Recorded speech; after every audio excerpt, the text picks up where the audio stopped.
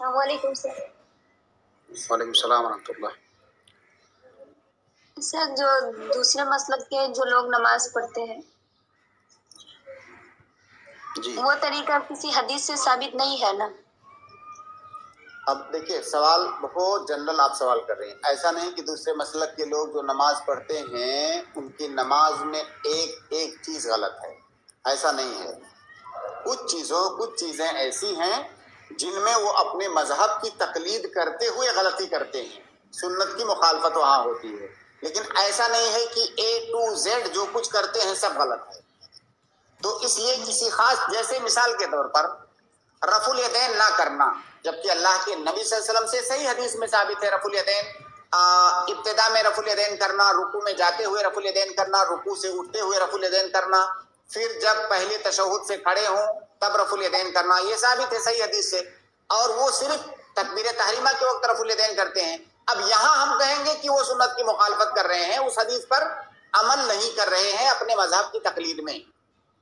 तो ऐसा नहीं है कि पूरी नमाज में हर जुज़इये में वो मुखालफत कर रहे हैं या गलती कर रहे हैं। कई सारी चीजें ऐसी हैं जिसमें वो सुन्नत छोड़ रहे हैं, और वो भी अपने मजहब की तकलीद में, क्योंकि उनके यहाँ मजहब ज्यादा अहम है। हमारे यहाँ अल्लाह के नबी सल्लल्लाहु अलैहि वसल्लम की सुन्नत, हमारा दीन, हमारा इस्लाम, ये मुकद्दम है हर चीज पर, किताब और सुन्नत। उनके यहाँ मजहब की हिफाजत करना ये बहुत जरूरी है। औरतों की जो नमाज होती है वो हाथ बिछा, सजदे में पूरा हाथ बिछा लेते हैं।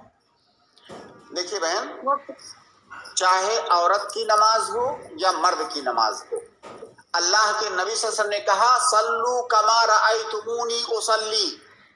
क्या ये खिताब सिर्फ मर्दों से किया है अल्लाह के नबी सल्लल्लाहु अलैहि वसल्लम ने कि ऐ मर्द लोगों, जैसे मैं नमाज पढ़ता हूँ वैसे नमाज पढ़ो, या पूरी उम्मत को मुखातब किया है? पूरी उम्मत को मुखातब किया है।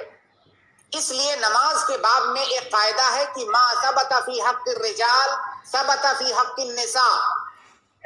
जो भी अहकाम मर्दों के लिए साबित हैं वो तमाम के तमाम अहकाम औरतों के लिए साबित माने जाएंगे, इल्ला मा दल्ला अलैहि दलील।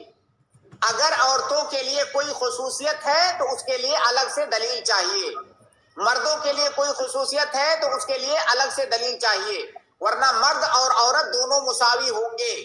जैसे औरतों के लिए खुसूसियत ये है कि अगर वो जमात से नमाज पढ़ती हैं तो जो इमामत करेगी वो दरमियान में खड़ी होगी। औरतों के लिए खुसूसियत है कि उनके लिए इकामत और अजान नहीं है। तो जिन चीजों में औरतों को खुसूसियत हासिल है उसके लिए दलील होनी चाहिए। जहां पर कोई तफरीक नहीं की गई है वहां पर हम अपनी तरफ से तफरीक नहीं कर सकते। लिहाजा ये कहना कि औरत हाथ बिछा करके पढ़ेगी, ये किसी भी दलील से साबित नहीं है।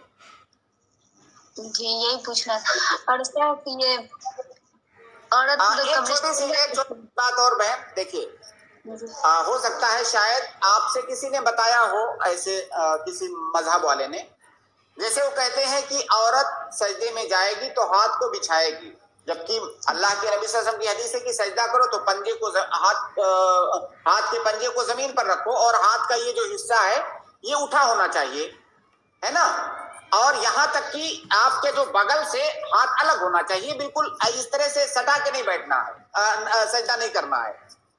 अब ये हुक्म जाहिर है मर्द औरत दोनों के लिए है।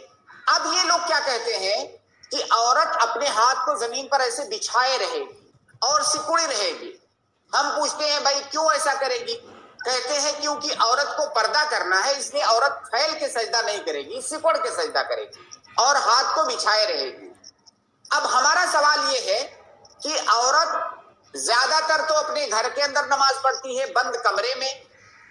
कई दफा तो ऐसे हालत में नमाज पढ़ती है कि कोई नहीं होता है, यहाँ तक कि शौहर भी नहीं होता है, अकेले में नमाज पढ़ रही है। आप बताइए उस वक्त वो किससे पर्दा कर रही है? वो सिकुड़ के नमाज पढ़े, किससे पर्दा कर रही है? तो ये सब सिर्फ अकलानी बातें हैं। नमाज उस तरह से पढ़ेगी औरत हो चाहे मर्द, जिस तरह से अल्लाह के नबी सल्लल्लाहु अलैहि वसल्लम से साबित है। औरतों के लिए अगर कोई अलग से इस्तिस्नाई हुक्म बताया गया है तो जाहिर है वो भी दीन का हिस्सा है, उस पर अमल करेंगे।